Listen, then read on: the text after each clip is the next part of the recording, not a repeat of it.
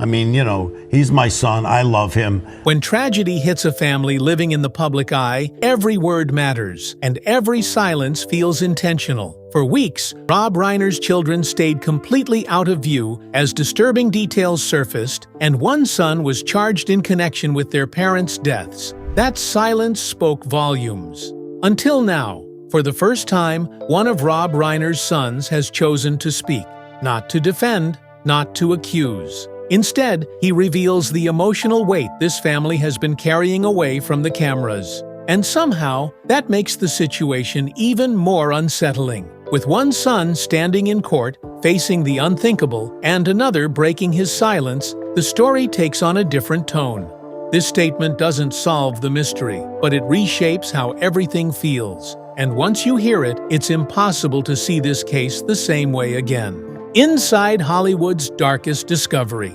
On December 14, 2025, the film world was shaken by news that felt almost impossible to process. Rob Reiner, the legendary American filmmaker behind some of Hollywood's most beloved movies, and his wife, photographer and producer Michelle Singer Reiner, were found dead inside their Brentwood home in Los Angeles. Both had suffered multiple sharp force injuries, and from the very first reports, it was clear this was not a natural passing, but something far darker. The discovery itself was devastating. That afternoon, a massage therapist arrived at the Reiner home for a scheduled appointment. When no one answered at the front gate, concerns set in. A call was placed to the couple's daughter, Romy Reiner. She rushed to the house with her roommate, but chose to go inside alone. What Romy found would change her life forever.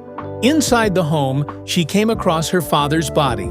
Overcome by shock and grief, she ran back outside immediately. In that moment of panic and trauma, she had not yet seen her mother. It was Romy's roommate who called 911. When paramedics arrived and entered the house, they were the ones who confirmed the heartbreaking truth. Michelle Reiner had also been killed. Early reports suggested that both victims had their throats slit. As investigators looked closer, authorities confirmed stab wounds to the neck, along with multiple other injuries across their bodies. Sources later indicated that Rob and Michelle had likely been dead for several hours before they were discovered. By the time Romy arrived, rigor mortis had already begun to set in, a process that typically starts between 2 and 6 hours after death. That detail alone painted a grim picture of how long they had been lying there, unseen and unaided. As news spread, the response from authorities was immediate and intense. Detectives from the LAPD's Robbery Homicide Division were dispatched to the scene, a unit reserved only for the city's most serious and high-profile cases. The street outside the Reiner home was shut down as investigators moved in and out of the property throughout the day. Paramedics arrived around 3:40 p.m., followed shortly by police responding to what was initially classified as an ambulance death investigation. Standard procedure when firefighters encounter a fatality and alert law enforcement. Neighbors described the atmosphere as heavy and surreal. Familiar faces from Hollywood quietly arrived to pay their respects. Larry David was seen at the home, as was Billy Crystal, a longtime friend and collaborator who had starred in When Harry Met Sally. Witnesses said Crystal appeared deeply shaken, visibly emotional before leaving the scene. While property records confirmed that Rob and Michelle owned and lived in the Brentwood house, official comments from their representatives and the LAPD were initially limited. At a press conference, LAPD Deputy Chief Alan Hamilton outlined what little could be shared. At that point, there were no suspects in custody, no arrests, and no identified persons of interest. Investigators, he said, were focused on speaking with every family member to reconstruct the timeline and understand what had happened. One unusual detail stood out. The bodies remained inside the home for an extended period. Police were required to wait for a specific warrant before re-entering and beginning forensic work, once it was clear there was no immediate threat. As a result, the house remained untouched, frozen in the state it was found. For a time, officials did not publicly release the victims' names. That confirmation came from the family themselves, who issued a brief statement acknowledging the tragic loss and asking for privacy as they tried to process the unimaginable. As investigators continued their work, attention turned to others who had been on the property. Romy reportedly told authorities that her brother, Nick Reiner, had been living in a guest house on the grounds. She did not accuse him or suggest involvement, but explained that when she arrived, she called out his name because he was the only other person she believed had been there the night before. Nick was not found on the property at the time. By Sunday night, the scene was chaotic. Detectives were still waiting on warrants, and publicly, police maintained that they were not searching for any specific suspect. Privately, however, a different picture was beginning to form. Sources speaking to multiple outlets suggested that Nick was becoming a central focus of the investigation. Through interviews with surviving family members, detectives confirmed that Nick had indeed been staying in the guest house. Investigators also learned of two troubling factors: Nick's long and well-documented struggle with drug addiction, and reports of a serious argument that had taken place during a Christmas party the night before the killings. Once Rob and Michelle Reiner's deaths were officially ruled homicides, the investigation took a sharp turn. What had begun as a shocking and tragic discovery quickly escalated into a full-scale manhunt as police launched an intensive search for their son, the son Hollywood couldn't save. By most accounts, Nick Reiner stood apart from his siblings from a very young age. The Reiner family, after all, was Hollywood royalty. His grandfather, Carl Reiner, helped shape early television. His father, Rob Reiner, went on to direct some of the most iconic films of a generation, from Stand By Me to When Harry Met Sally. Growing up in that world, the Reiner children were surrounded by privilege, opportunity, and attention few families ever experience. But for Nick, that life came with complications. From his teenage years onward, he struggled deeply with drug addiction, cycling in and out of rehabilitation programs, and at times, living on the streets. Later reports would also indicate that he had been diagnosed with schizophrenia, adding another layer to an already difficult reality. People close to the family say the warning signs were there early on. Even as a child, Nick demanded more attention than his siblings. His emotional outbursts were intense and disruptive. As he got older, those outbursts turned physical, with reports of him punching walls and destroying household items like televisions and lamps. He was described as hyperactive and unstable, someone who needed constant supervision. When he spiraled, the entire household felt it. Michelle Reiner, his mother, was said to walk on eggshells around him. She would often ask others not to upset him, knowing how quickly things could escalate. Over time, an unspoken rule formed within the home: keep Nick calm at all costs. Family members and staff alike adjusted their lives around him, doing whatever they could to avoid triggering another episode. Nick's siblings, Romy and Jake, both of whom would later pursue careers in film, tried to help however they could. Even as children, they stepped in to distract him, entertain him, and keep the peace when tensions ran high. By the age of 15, Nick was already in rehab. Much of his teenage life became a revolving door of treatment facilities. When he wasn't enrolled in a program, he was often homeless. Nick later explained that if he refused to follow the specific treatment paths his parents were advised to pursue, he was left with no other option. He lived on the streets in multiple states, sometimes for nights, sometimes for weeks at a time, describing the experience as brutal and dangerous. In 2015, Nick and Rob publicly confronted their complicated relationship through film. They worked together on Being Charlie, a semi-autobiographical project centered on a young man battling addiction while his famous father runs for Congress. Nick co-wrote the script with a friend he met in rehab, drawing directly from his own experiences. Rob directed the film, stepping into a role that was both professional and painfully personal. The project forced both of them to reflect on their past. Nick later explained that working on the film became a turning point. Growing up, he and his father had not bonded much. Their interests were different, and Rob often connected more easily with Nick's brother. Watching his father at work on set, fully in his element, changed how Nick saw him. For the first time, he felt a genuine sense of closeness and respect. Rob felt that shift as well, though from a different angle. Despite decades of experience as a filmmaker, he admitted that this time he had to step back and let his son lead. Nick's lived experience became the emotional backbone of the story, and Rob relied on him to keep the film honest and grounded in truth. As they spoke more openly about their journey, Rob revealed one of his deepest regrets. During Nick's years of addiction, when his son said certain treatments were not helping, Rob and Michelle did not listen. Desperate for solutions, they placed their trust in professionals and experts, people with credentials and authority, even when that meant dismissing Nick's own voice. Michelle later acknowledged how heavily influenced they were, recalling how they were told Nick was manipulating them or lying, and how they believed it at the time. The emotional strain carried into the filmmaking process. Rob admitted that portraying their relationship honestly was incredibly difficult. There were arguments, disagreements, and moments when things became painfully rough. Nick also acknowledged that revisiting those experiences could be overwhelming. Still, by the time filming began, something had changed. The process had brought them closer than they had ever been. Eventually, Nick reached a breaking point with drugs. He explained that he simply became exhausted by the cycle.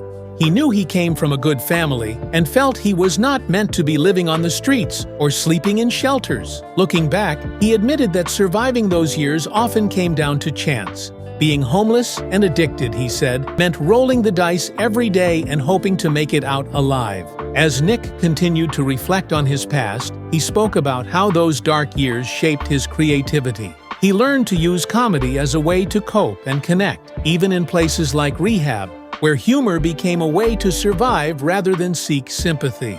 For Rob, being Charlie became the most personal project of his career. While it was never intended to be therapeutic, confronting his son's real-life struggles forced him to see things more clearly. It helped him better understand what Nick had endured, just as it helped Nick begin to see his father's perspective. In the end, the film did more than tell a story.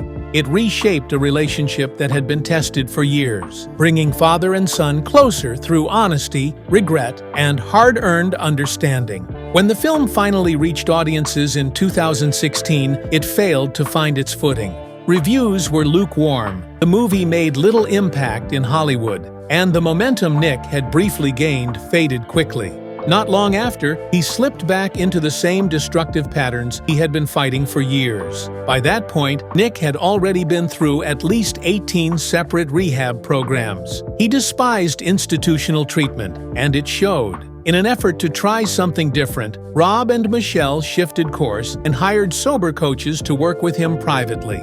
For several years, Nick had been living in a guest house on their property, a setup they hoped would give him both independence and support. According to people close to the family, life settled into an uneasy rhythm. There were long stretches when Nick seemed calm and functional. He kept to himself, rarely causing problems, but beneath the surface he continued cycling on and off drugs. Then, without much warning, everything would unravel again. Rob and Michelle truly believed Nick functioned better with one-on-one support than in rehab facilities. But even that arrangement became a constant balancing act. Nick would eventually resent the presence of the coaches. Tensions would rise, and his parents would let the coaches go just to keep things from escalating. It was a cycle that repeated itself again and again. Despite all of this, those closest to the family insist there were no clear warning signs that Nick could become violent. If Rob and Michelle had feared him, they could have locked him out of the main house or cut him off entirely. But that was never who they were. Their instinct was always to help, to protect, and to keep him close rather than push him away. In the weeks leading up to the killings, however, new concerns emerged. Reports indicate that Nick had recently been diagnosed with schizophrenia. Sources familiar with the situation claimed he was severely unwell and that the medication prescribed to him had made his behavior increasingly erratic and unstable. Schizophrenia is a chronic brain disorder that can involve delusions, hallucinations, disorganized thinking, and a profound disruption in emotional control and motivation. According to those close to the situation, Nick was under psychiatric care, but his condition appeared to worsen rather than improve. About a month before the tragedy, doctors reportedly changed his medication, and that was when his behavior began to deteriorate more sharply. Around the same time, Nick had been in a Los Angeles rehab facility, that treated both mental illness and substance abuse. Sources indicated that his drug use only intensified the symptoms of his schizophrenia, making his condition even harder to manage. Not everyone agreed with the most extreme descriptions of his state of mind. Some people close to Nick suggested those accounts were exaggerated. Still, they acknowledged troubling signs. He had stopped following his strict, healthy diet, something that usually signaled a relapse. He had also lost a noticeable amount of weight. What made the situation especially confusing was that violence had never been a defining trait. Yet in the months leading up to December, Nick was clearly not himself. His behavior became unpredictable, and those closest to him say Michelle, in particular, was emotionally exhausted, struggling to hold everything together. It was also unusual for Nick to attend social events with his parents. He typically avoided gatherings like that altogether, so when he agreed to go to Conan O'Brien's party, it felt like a small victory. Rob and Michelle were likely relieved, even hopeful, that he was making an effort to reconnect and stay engaged with the world around him. But that night did not unfold the way anyone had hoped. Instead of a calm evening, Nick began causing scenes, and the mood shifted quickly. What was meant to be a simple night out became another sign that things were slipping further out of control, setting the stage for what would follow: a Hollywood party with consequences. Every year, Conan O'Brien's Christmas party is one of those events people in Los Angeles comedy circles quietly circle on their calendars. It is a gathering known for its warmth, absurdity, and an unmistakable who's who of entertainment royalty. Regulars include names like Martin Short, Adam Sandler, and Tom Hanks. Sandler, who happens to live right next door, has even joked that the real reason he never misses it is the ham. The night is usually lighthearted, even when things go a little off the rails. Bill Hader once recalled a chaotic moment when a stray spark from the outdoor fire pit ignited a couch, briefly turning the party into a minor disaster. Conan's wife quickly stepped in with a fire extinguisher, and the story later became just another laugh shared on late-night television. That sense of easy humor is what normally defines the evening. This time, Rob Reiner blended right in. With his friendly demeanor and sharp observational wit, he fit comfortably among the comedy legends circulating through the house. On Saturday night, December 13th, Rob and Michelle arrived together, accompanied by their son, Nick. The trip itself was short. Conan's gated Pacific Palisades home sits less than 2 miles away from the Rainers' Brentwood house, tucked behind tall hedges and spared from the recent fires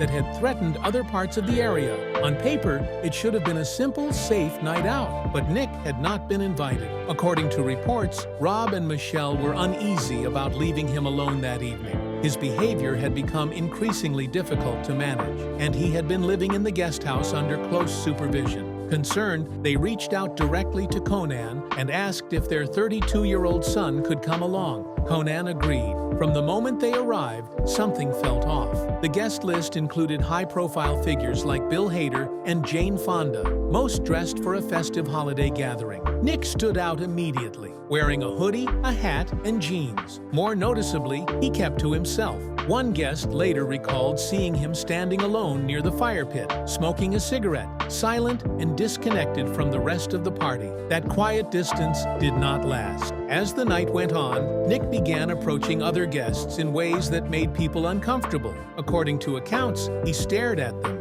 asked for their full names, and questioned whether they were actually famous. What started as awkward quickly turned tense. At one point, Nick reportedly interrupted Bill Hader during a private conversation. When Hader politely explained he was in the middle of speaking with someone, Nick did not step away. Instead, he stood there, unmoving, staring, before eventually storming off. The energy in the room shifted. Guests who had come expecting laughs and casual conversation began to feel uneasy.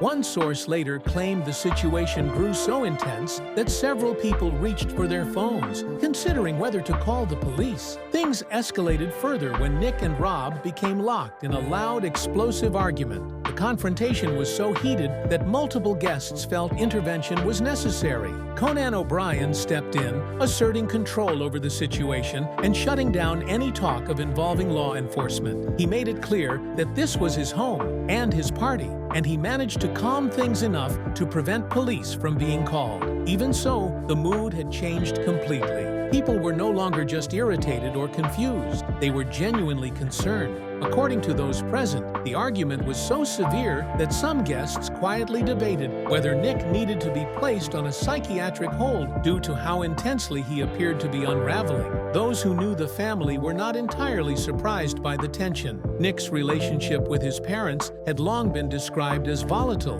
with much of his anger directed toward them. A person who knew him as a child later described him as intense and egocentric, someone with endless energy and serious behavioral issues from a young age. Others pushed back on that characterization, arguing he was simply a troubled child, growing up under the enormous shadow of a famous father and grandfather. What nearly everyone agreed on, including Nick himself, was that Rob and Michelle genuinely wanted to help their son. But the most chilling detail came after the party ended. According to reports, Rob confided to close friends that night that he was terrified. He allegedly admitted, with visible fear, that he believed his own son could hurt him. Those words, shared quietly after a public blow-up, would later take on a haunting weight. Days later, at a separate gathering, friends recalled the atmosphere as heavy and emotional, with people openly crying as they repeated what Rob had said. In hindsight, the confrontation at Conan O'Brien's party no longer looked like just another Hollywood meltdown. It looked like a warning. Now, at some point during the night, the three of them left Conan O'Brien's house. What remains unclear is whether Rob, Michelle, and Nick Reiner actually departed together, or even if everyone made it back home that night. By the following day, Sunday the 14th, Rob and Michelle appeared to have an ordinary Sunday plan. They had massages scheduled at their Brentwood home and later intended to meet Barack and Michelle Obama for dinner. Nothing about the day suggested what was about to unfold. That illusion shattered when the massage therapist arrived at the house. After getting no response at the wooden front gate, she contacted the couple's daughter, Romy. Romy drove over, and by 3:38 p.m., police were being called to the scene. Within hours, the quiet street was sealed off with yellow caution tape. Neighbors watched as news spread and familiar faces arrived. Friends like Billy Crystal and Larry David were seen approaching the house, drawn there as the reality of the situation began to sink in. Just before 9 p.m., the LAPD held a brief press conference. Officials confirmed only that 2 people had been found dead inside the home. They offered little else. Privately, however, investigators were already narrowing their focus toward the couple's youngest son. The question quickly became where Nick Reiner was. According to reports, he had not gone far. At some point on December 14th, possibly in the early morning hours, Nick traveled to the Pierside Santa Monica, a beachside hotel roughly 11 miles from his parents' home. By that same day, police were already at the location. It is still unclear what led investigators there, but Nick was not found. Even so, officers remained on site, questioning staff and trying to determine how the hotel factored into the unfolding case. Later that night, the trail picked up again.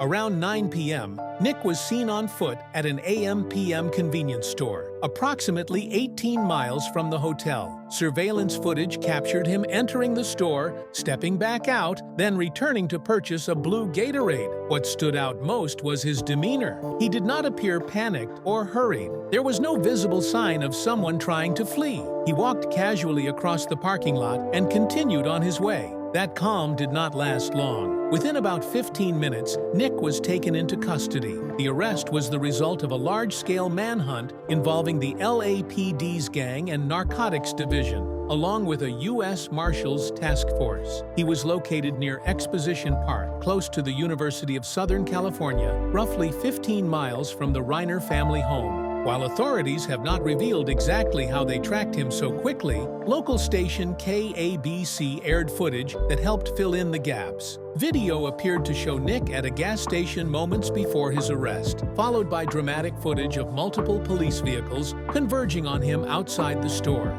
In the early hours of December 15th, Nick was booked into the Twin Towers Correctional Facility in downtown Los Angeles. The following Tuesday, prosecutors formally charged him with 2 counts of first-degree murder. The Los Angeles County Medical Examiner later confirmed that Rob and Michelle Reiner died from multiple sharp force injuries. Prosecutors have not yet explained what specific evidence led police to focus on their son so quickly, nor have they publicly identified a motive.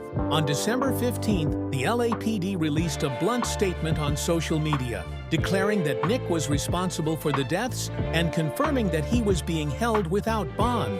As the legal process moved forward, public reaction poured in. Fans and colleagues flooded social media with messages of grief and disbelief, and much of the sympathy centered on Rob Reiner. In the days after the murders, people revisiting her Instagram found posts that now felt painfully haunting. Just weeks earlier, on November 30th, she had shared photos from a family vacation, including quiet moments swimming in the ocean with her father. On December 1st, she posted another set of images showing both parents relaxed and smiling by the water. At the time, they were simply snapshots of a happy family. In hindsight, they marked the last vacation they would ever take together. As more details emerged, sources close to the family began speaking out. One person told people that Rob and Michelle had tried everything to help their son through his addiction, exhausting every option they could think of. Another source offered a more complicated view,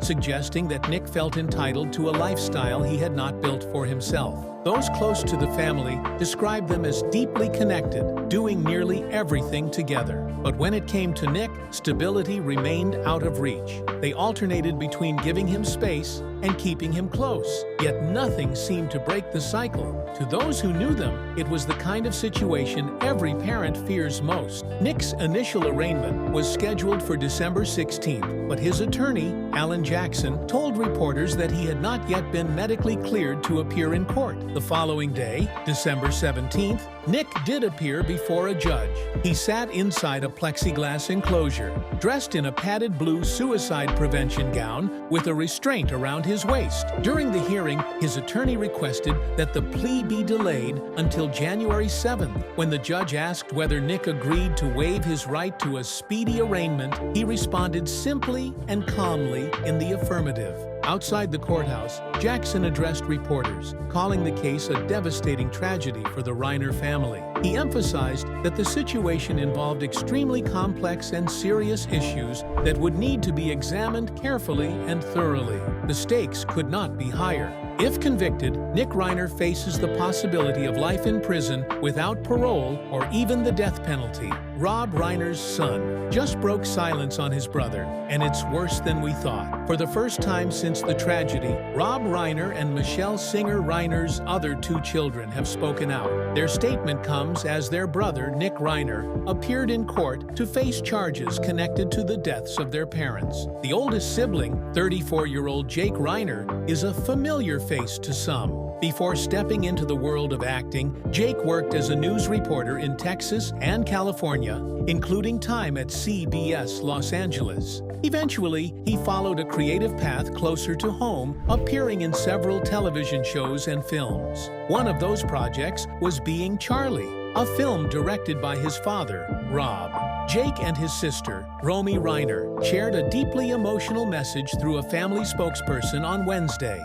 They described a level of pain that feels constant and overwhelming, explaining that the loss of their parents is something no one should ever have to endure. To them, Rob and Michelle were not just parents, but best friends. They also acknowledged the support pouring in from around the world, expressing gratitude for the kindness and compassion they have received from family, friends, and strangers alike. At the same time, they asked for privacy during this unimaginable moment, urging the public to approach the situation with empathy and humanity. Above all, they hope their parents are remembered for the remarkable lives they lived and the love they gave so freely. Those who knew Rob and Michelle say the couple shared what felt like a storybook life. To the public, Rob Reiner was often seen as a beloved father figure, someone who felt familiar to generations of audiences. But beyond the spotlight, he and Michelle were simply mom and dad to their 3 children, Jake, Romy, and Nick.